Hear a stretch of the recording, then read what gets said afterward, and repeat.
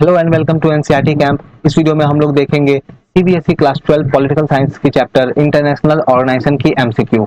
आपकी जो new syllabus आई हुई है टर्म 1 के लिए, वहां इसको मेंशन किया गया है as United Nation and its organisation के नाम से। तो वहां पे अगर आप देखोगे यूनाइटेड नेशन और कुछ इंपॉर्टेंट ऑर्गेनाइजेशंस के बारे में, जो इंपॉर्टेंट ऑर्गेनाइजेशन है जो यूनाइटेड नेशन के साथ काम करती है या उसकी ऑर्गन है, उसके बारे में जानना है।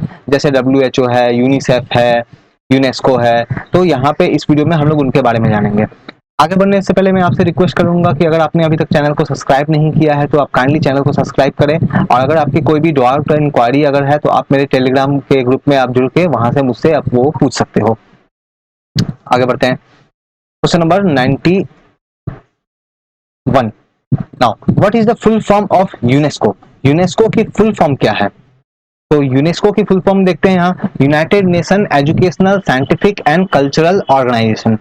तो करेक्ट आंसर है option 1, United Nation educational scientific and cultural organisation. आपको याद रखना है।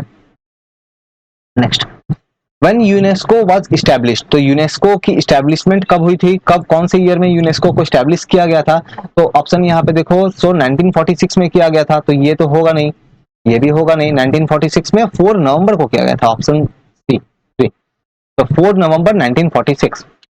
Next, where is the headquarter of UNESCO? तो यूनेस्को की हेडक्वार्टर कहां पे है? तो यूनेस्को की हेडक्वार्टर है पेरिस में। Next, UNESCO is not in the body of United nation. UNESCO जो है वो यूनाइटेड नेशन की बॉडी में नहीं है, यूनाइटेड नेशन का पार्ट नहीं है। नहीं, ये स्टेटमेंट गलत है, हमें करेक्ट फाइंड करना है। UNESCO main objective is to promote education, natural science, society, anthropology, cultural and communication. बिल्कुल ये सही बात है, यूनेस्को जो है इन सब एरियाज में जो है ये काम करती है। तो ये करेक्ट है, हमें करेक्ट फाइंड करना है। So only 2। तो next, UNESCO has been working to promote literacy, technical and educational training and independent media. तो यूनेस्को जो है ये इन 3 मैटर्स पे, 3 इश्यूज को लेकर के जो है ये काम करती है। तो बिल्कुल ये तीनों ही करेक्ट है, तो हमारा ऑप्शन होगा ऑप्शन 4। देखो यूनेस्को की ना एक लिस्ट भी आती है वर्ल्ड हेरिटेज साइट की, ठीक है। तो वर्ल्ड में कुछ इंपॉर्टेंट प्लेस होती है, कुछ इंपॉर्टेंट साइट होती है, तो उनको ये डिक्लेयर करते हैं कि ये वर्ल्ड हेरिटेज साइट है, पूरे वर्ल्ड के लिए इंपॉर्टेंट है। जैसे हमारे कंट्री में ताजमहल, वो एक यूनेस्को की वर्ल्ड हेरिटेज साइट है, ठीक है। इसी तरीके से अलग अलग हमारे कंट्री में काफी सारे अलग है। जैसे मैं दार्जिलिंग डिस्ट्रिक्ट से बिलोंग करता हूँ, वेस्ट बंगाल से, तो हमारे यहाँ जो टॉय ट्रेन है, इसे भी यूनेस्को की वर्ल्ड हेरिटेज साइट का जो है ये टैग मिला हुआ है। आप अगर किसी शहर में रहते हो, सिटी में रहते हो, और अगर आपके वहां पे अगर कोई यूनेस्को की साइट है तो आप कमेंट करके मुझे बताना। और वैसे यूनेस्को में मेंबर कितने हैं? तो 193 मेंबर है यूनेस्को में। Next, UNICEF. तो पहले फुल फॉर्म देख लेते हैं यूनिसेफ का। तो यूनिसेफ की फुल फॉर्म क्या है? So United Nation International Children Emergency Fund. तो हमारा आंसर होगा United Nation International Children Emergency Fund, option 2। देखो यूनिसेफ का फॉर्मेशन किया गया था वर्ल्ड वॉर 2 के बाद। वर्ल्ड वॉर 2 के बाद में हम लोग देखेंगे कि पूरे वर्ल्ड में जो है काफी डैमेज हुई थी, तो उसमें से चिल्ड्रंस जो बच्चे जो थे उनको भी काफी सारा प्रॉब्लम फेस करना पड़ा था। तो उनको हेल्प करने के लिए जो है ये यूनिसेफ जो है वो बनाया गया था। तो फुल फॉर्म ये होगा children Emergency fund. Next, United Nation International Children Emergency fund UNICEF was established इन, जैसे मैंने जस्ट अभी बताया वर्ल्ड वॉर खत्म होने के तुरंत बाद की गई थी। तो वहां पे ऑप्शन देखो, ये तो होगा नहीं, ये होगा नहीं। तो हमारा आंसर जो है वो है 1946। 1946 में इसे बनाया गया था। Assertion reason, UNICEF was established in 1946 by United Nation general assembly. बिल्कुल करेक्ट बात है, यूनाइटेड नेशन की जनरल असेंबली ने इसको फॉर्म किया था 1946 में। यूनिसेफ की जो मेन वर्क है ये क्या है? तो इसको जब फॉर्मेशन जब किया गया था तो इसकी मेन वर्क क्या है? UNICEF main task was to collect emergency fund, जो है ये कलेक्ट करती है, ठीक है, और हेल्प करती है डेवलपमेंट के पूरे अक्रॉस दी वर्ल्ड, पूरे वर्ल्ड में जो बच्चों जो है चिल्ड्रन जो है उनके लिए जो है उनको हेल्प करती है। तो असर्शन करेक्ट है, रीजन भी बिल्कुल करेक्ट है। अब हम लोग देखते हैं क्या ये सही एक्सप्लेनेशन है। तो देखो इनका फॉर्मेशन किया गया था जनरल असेंबली में, हाँ बिल्कुल यहाँ पे फॉर्मेशन किया गया था। इसका कारण क्या था? कारण बिल्कुल यही कारण क्या था इसका, कि वर्ल्ड वार में जो चिल्ड्रन को जो नुकसान हुई थी, बच्चे जो काफी परेशान थे, उनको काफी सारा प्रॉब्लम फेस करना पड़ा था, उनको हेल्प करने के लिए। तो यहाँ पे अगर आप तुम देखो तो यहाँ भी लिखा है कि डेवलपमेंट वर्क के लिए अक्रॉस द वर्ल्ड में हेल्प करना है, तो बिल्कुल करेक्ट एक्सप्लेनेशन है option A. UNICEF help in and encourages the work that protects children health and better life in all part of the world। तो यूनिसेफ जो है वो बच्चों के लिए काफी काम करती है। रिसेंटली अब इन्होंने कुछ प्रोग्राम अडॉप्ट किया है जिसमें वुमेन्स के लिए भी काम कर रहे हैं ये लोग। तो ये बच्चों के लिए काफी सारा काम करते हैं, चिल्ड्रन के हेल्थ के लिए, उनका लाइफ को ज्यादा से ज्यादा बेटर बनाने के लिए काफी ज्यादा वर्क करते हैं। ठीक है, तो ये स्टेटमेंट बिल्कुल करेक्ट है। UNICEF headquarter is in Geneva, नहीं जेनेवा में नहीं है, जेनेवा जो है ये एक्चुअली स्विट्जरलैंड में एक प्लेस है, तो जेनेवा में नहीं है। यूनिसेफ की जो हेडक्वार्टर है ये है न्यूयॉर्क में, तो न्यूयॉर्क में है ये। ठीक है, और इसमें आप देखोगे तो यहाँ भी आपको 193 जो कंट्री जो है वो मिलेगी। तो हमारा करेक्ट फाइंड करना है only 2, option 2। Find incorrect, UNESCO has been working successfully only in African countries of the world, sorry UNICEF. तो यूनिसेफ जो है ये सिर्फ अफ्रीकन कंट्री में वर्क कर रही है, अफ्रीकन कंट्रीज में जो बच्चे हैं, चिल्ड्रन हैं, उनके हेल्थ के लिए वर्क कर रही है, नहीं ऐसा नहीं है, पूरे वर्ल्ड में वर्क कर रही है। ठीक है, तो ये गलत हो गई। यूनिसेफ वाज एस्टैब्लिश इन 1946, हाँ 1946 में तो एस्टैब्लिश किया गया था, ये करेक्ट है, लेकिन हमें फाइंड करना है इनकरेक्ट। इनकरेक्ट यहाँ पे कौन सा होगा, यहाँ पे हमारा जो है ऑप्शन 1 वाला जो इनकरेक्ट हो गया, तो ये 1। What is the full form of ILO, तो आईएलओ की फुल फॉर्म क्या है, तो आईएलओ की फुल फॉर्म यहाँ पे हम लोग देखते हैं option, international labour operator, international law organisation, international labour organisation, intergovernmental level organisation. Correct answer है international labour organisation, option C, option 3। ILO, तो ये जो आईएलओ जो है ये कब फाउंड किया गया था, इसे, इसकी फाउंडिंग डेट क्या है, तो आईएलओ की फाउंडिंग डेट है, ये काफी पुरानी ऑर्गेनाइजेशन है, इसकी फाउंडिंग जो है 45 46 में नहीं 1919 में की गई थी, तो 1919 के अक्टूबर में की गई थी ये, तो बहुत पुराना ऑर्गेनाइजेशन है, तुम यहाँ पे देख सकते हो। ठीक है, हाँ। आईएलओ की हेडक्वार्टर कहाँ पे है, तो इसकी हेडक्वार्टर है, ऑप्शन देखते हैं, जेनेवा, न्यूयॉर्क, लंदन, बर्लिन। तो इसकी करेक्ट आंसर होगी ऑप्शन 1 जेनेवा, जेनेवा में है इसकी हेडक्वार्टर। तो ये ऑर्गेनाइजेशन क्या करती है, ये बेसिकली जो इंटरनेशनल लॉ है, इंटरनेशनल लेबर को लेकर लॉ है, काम करने को लेकर के जो लॉ है, उन लॉज में जो है वो ज्यादा से ज्यादा रिफॉर्म्स लाने का ट्राई करती है कि सभी के साथ जो है इक्वालिटी वे में सही तरीके से जो है सभी के साथ में ट्रीटमेंट हुआ जाए। जो लेबर्स है उनके रिफॉर्म्स के लिए, उनके डेवलपमेंट के लिए काम करती है ये। ILO aims to promote efficient condition of social justice, बिल्कुल सोशल जस्टिस को लेकर के वर्क करती है कि जो लेबर्स है हमारे देश में काम करते हैं, हमारे पूरे वर्ल्ड में जो काम करते हैं, तो उनके ग्रोथ के लिए, उनके डेवलपमेंट के लिए काफी ज्यादा वर्क करती है, तो ये करेक्ट है। ILO work for the worker through international labour standard at the global level, बिल्कुल ये भी सही बात है, तो करेक्ट फाइंड करना है, दोनों ही करेक्ट है, ऑप्शन 3।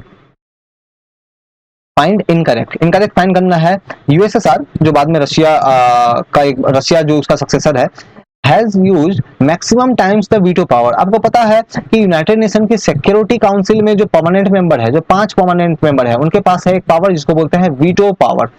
तो ये वीटो पावर का किसने सबसे ज्यादा यूज किया है, तो बिल्कुल ये करेक्ट बात है, यूएसएसआर जो रशिया जो है इसने सबसे ज्यादा यूज किया है। सबसे कम किसने यूज किया है, यूके नहीं, यूके नहीं, सबसे कम यूज किया है यूके नहीं, चाइना। तो ये वाली यानी कि गलत हो गई, पहली वाली करेक्ट थी, तो हमें तो इनकरेक्ट फाइंड करना है, इनकरेक्ट कौन सा है, 2। Next, which UN peace keeping operation is related with India and Pakistan. तो यूनाइटेड नेशन की इस एक पीस कीपिंग ऑपरेशन चलती है जब कंट्रीज के बीच में कंफ्लिक्ट होती है या किसी कंट्री के अंदर में कंफ्लिक्ट होती है, तो यूनाइटेड नेशन की जो पीस कीपिंग ऑपरेशंस है वो क्या ट्राई करती है, वो ट्राई करती है कि उस मैटर को जल्दी से जल्दी शांत कर दिया जाए, सुलझा लिया जाए, और इसके लिए जो उनके ऑपरेशंस जो होते हैं, ठीक है, इनके लिए वो जो भी काम करते हैं, तो अलग अलग नाम है। तो हमारी कंट्री इंडिया और पाकिस्तान के बीच में जो प्रॉब्लम्स हुआ था इंडिपेंडेंस के बाद में, सीज, तो उसको सीज फायर करने का, उसको सेटल डाउन करने का ट्राई किसने किया था, कौन सी पीस कीपिंग ऑपरेशन थी, तो यहाँ हमारा जो करेक्ट आंसर होगा वो है ऑप्शन 3 UN मोगिप, MOGIP। इसकी फुल फॉर्म्स वगैरह जो है आपको याद रखनी नहीं पड़ेगी, ठीक है, तो आपको फुल फॉर्म याद नहीं रखना है, आप बस नाम याद रख लो। What is the full form of WHO, तो WHO की फुल फॉर्म क्या है, अब ये तो कोरोना के कारण WHO इतनी ज्यादा न्यूज में रहा है कि आई होप आप सभी को पता होगा ये, ठीक है, तो आप सभी को पता होगा, तो आप लोग कमेंट करके बताओ। WHO के बारे में हम लोग कुछ और जान लेते हैं, तो ये तो आपको आंसर ये आपको देना है, ठीक है। ऑफ कोर्स ये हेल्थ से रिलेटेड है, तो यहाँ पे हेरिटेज वाला तो होगा नहीं, ह्यूमन वाला तो होगा नहीं, मतलब 2 और 4 में से कोई एक होगा, आप मुझे कमेंट करके बताओ कि कौन सा होगा, ठीक है, क्योंकि ये काफी न्यूज में रहा है, आपको पता होना चाहिए। इसके बारे में कुछ और दूसरे फैक्ट हम लोग जान लेते हैं, चांसेस है उसके आने के। तो फाउंडिंग जो ईयर है, WHO की फाउंडिंग कब हुई थी, तो ये हुई थी 1948, याद रखना है आपको, 1948। प्रेजेंट में कितने मेंबर है? प्रेजेंट में है 194 मेंबर है। और हेडक्वार्टर कहाँ पे है? तो हेडक्वार्टर जो है वो है जेनेवा में। जेनेवा कहाँ है? स्विट्जरलैंड में। तो जेनेवा जो है, जेनेवा में है, कहाँ पे है? स्विट्जरलैंड में है जेनेवा, स्विट्जरलैंड में है।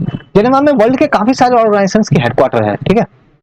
तो ये फैक्ट आप याद रखो, 48 194 कंट्री, जेनेवा, स्विट्जरलैंड, और यहाँ पे जो है आप फुल फॉर्म इसकी कमेंट करके मुझे बताओ। What is the full form of UNDP? तो यूएनडीपी की फुल फॉर्म क्या है? तो United Nation Development Programme, option 2, United Nation Development Programme. What is the full form of UNHRC? तो यूनाइटेड नेशन की जो यहाँ पे एक बॉडी है यूएनएचआरसी, इसकी फुल फॉर्म क्या है? तो United nation human right commission. Okay, so human right commission. तो ऑप्शन हो गया यूनाइटेड नेशन, ये तो हंगर है, ये वाला नहीं है, तो ह्यूमन राइट कमीशन, ऑप्शन 3। तो ऑप्शन 3 है। ये देखो, इससे पहले वाला जो था वो था यूएनएचआरसी, और ये दूसरा है, ये डिफरेंट है, ये है यूएनएचसीआर। तो यूएनएचसीआर की फुल फॉर्म क्या है? ठीक है, तो ये भी बॉडी है जो यूनाइटेड नेशन से जुड़ी हुई है, रेफ्यूजी लोगों के, रेफ्यूजी के लिए वर्क करती है, ठीक है। तो रेफ्यूजी के लिए वर्क करती है, तो ये वाला तो होगा नहीं, बाकी 3 बच गए। तो इसकी है क्या? यूनाइटेड नेशन, यूएन से तो क्या होगा? यूनाइटेड नेशन होगा, ठीक है। United nation human commission for refugee, high commission for refugee, high committee for refugee. तो करेक्ट आंसर है option 1, United nation high commission for refugee, option 1। Find correct. The decision taken by security council is binding on all UN member. तो security council जो decision लेती है, ये सभी UN के जितने भी मेंबर है, यूएन में जितने भी मेंबर्स है, उन सभी मेंबर्स को जो है ये मानना पड़ता है। तो बिल्कुल ये करेक्ट है। UN decision taken by General Assembly is binding on all UN members if passed by 2/3 majority। अगर यूनाइटेड नेशन की जनरल असेंबली में कोई भी डिसीजन अगर 2/3 मेजोरिटी से ले लिया जाए, तो वो डिसीजन जो है वो सभी को मानना पड़ता है। नहीं, ऐसा नहीं है। सिक्योरिटी काउंसिल अगर कोई डिसीजन ले तो सबको मानना है, और जनरल असेंबली में अगर कोई डिसीजन ले तो वो मान भी सकते हैं, नहीं भी मान सकते हैं, ठीक है। तो करेक्ट फाइंड करना है only 1। International court of justice has 15 जज। तो इंटरनेशनल कोर्ट ऑफ जस्टिस में कितने जज है? तो टोटल जज है वहां पे 15 जज होते हैं, सही बात है। जजेस are elected for 5 year term, 5 year नहीं 9 ईयर के लिए इलेक्शन होता है उनका। सो 9 ईयर के लिए वहां पे जो है इंटरनेशनल कोर्ट ऑफ जस्टिस जो है, ये एक तरह की आप समझ लो कि इंटरनेशनल कोर्ट है। जैसे हमारे कंट्री में सबसे बड़ी कोर्ट जो है वो है सुप्रीम कोर्ट। ये समझो कि मान लो एक कंट्री दूसरा कंट्री पे केस करता है ना, तो वैसा कुछ अगर प्रॉब्लम्स होता है तो वहां पे इंटरनेशनल कोर्ट ऑफ जस्टिस में जाके उससे जो है हम लोग ये करते हैं। यहाँ पे ये जो इंटरनेशनल कोर्ट ऑफ जस्टिस है, यहाँ जो 15 जज है, इनमें से हमारे कंट्री के भी एक काफी फेमस पर्सन है, रिसेंटली काफी न्यूज में भी रहे हैं, उनका नाम था दलबीर भंडारी। तो दलबीर भंडारी ये इंडिया के है और ये 15 जजेस में से एक है, ठीक है। तो अभी भी वहां पे है, उनका री इलेक्शन हुआ है वहां पे, ठीक है। तो 9 ईयर के लिए वो वर्क करेंगे। नेक्स्ट, तो यहाँ पे हमारा करेक्ट कौन सा हो जाएगा? करेक्ट करना था तो ओनली 1 करेक्ट है, ये तो गलत हो गई, तो ओनली 1।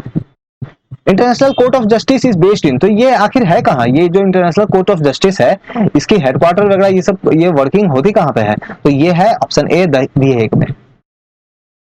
Find incorrect.